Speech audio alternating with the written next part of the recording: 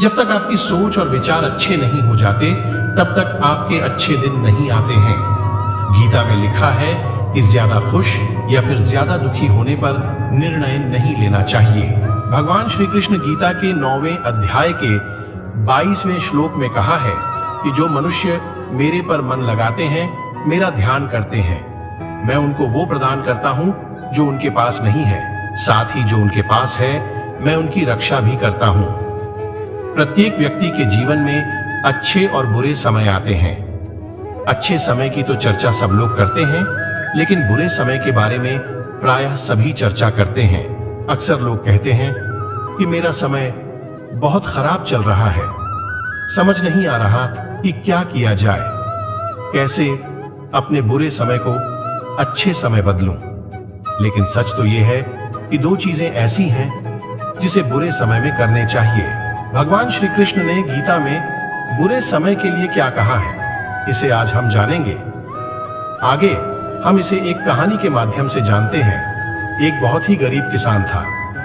वह था तो बहुत गरीब, लेकिन मेहनती और खुश था। वह रोज सुबह उठकर मंदिर में जाकर केवल 10 मिनट भगवान के आगे हाथ जोड़कर प्रार्थना करता था। उस किसान की पत्नी भी हर रोज उसके साथ मंदिर जाती थी।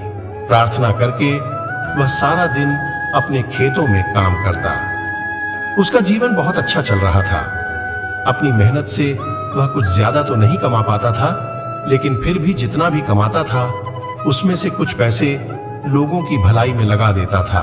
एक दिन उस किसान के गांव में बीमारी फैल गई। किसान का एकलौता बेटा बीमार पड़ी गया। किसान के गांव में इस बीमारी की इलाज के लिए कोई अच्छा डॉक्टर नहीं था। पास के शहर में उस बालक को ले जाया गया। शहर के इस अस्पताल का इलाज बहुत ही महंगा था। उस बेचारे किसान के लिए अस्पताल और डॉक्टर का खर्चा आदि दे पाना बहुत ही मुश्किल था। किसान दिन प्रतिदिन हिम्मत हारता जा रहा था। एक दिन अस्पताल में बैठे बैठे वह इतना हताश हो गया कि वो जोर जोर से रोने लगा। साथ ही कहने लगा, पता नहीं किस चीज का बदला भगवान मुझसे ले रहे हैं। कभी वह खुद को कोसता तो कभी भगवान को, लेकिन किसान की पत्नी को भगवान पर अटूट विश्वास था। लेकिन किसान को आशा की कोई किरण नजर नहीं आ रही थी। अस्पताल के कुछ दूरी पर ही मंदिर था। किसान की पत्नी हर रोज उस मंदिर में प्रार्थना करने जाती थी, लेकिन किसान का मन प्रार्थना करने का नहीं करता था। डॉक्टर ने उस किसान से कहा, बच्चे के इलाज के लिए 10,000 रुपए की आवश्यकता है, पर किसान के लिए इतनी बड़ी रकम इकट्ठा कर पाना मुश्किल था। किसान की पत्नी अब भी मंदिर जाती थी। वह भगवान के आगे हाथ जोड़कर प्रार्थना करती कि उसका पुत्र ठीक हो जाए। एक दिन मंदिर में एक सेठ आया। उसने किसान की पत्नी को कहा कि उसने किसान की बात उस दिन अस्पताल में सुनी थी।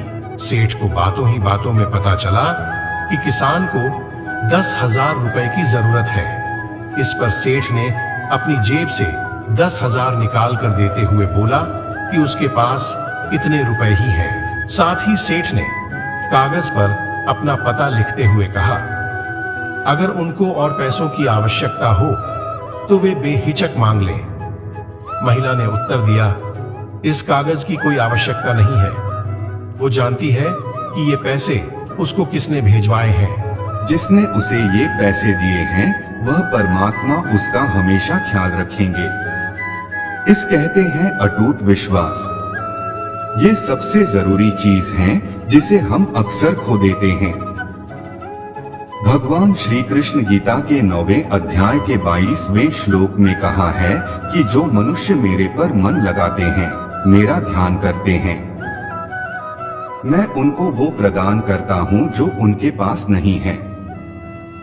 साथ ही जो उनके पास है, मैं उनकी रक्षा भी करता हूँ। इसलिए यह बहुत जरूरी है कि हम अपने बुरे वक्त में परमात्मा पर भरोसा रखें। इसके अलावा गीता के दूसरे अध्याय के 14वें श्लोक में कहा है कि सुख और दुख का भाव इंद्रियों से निकलता है।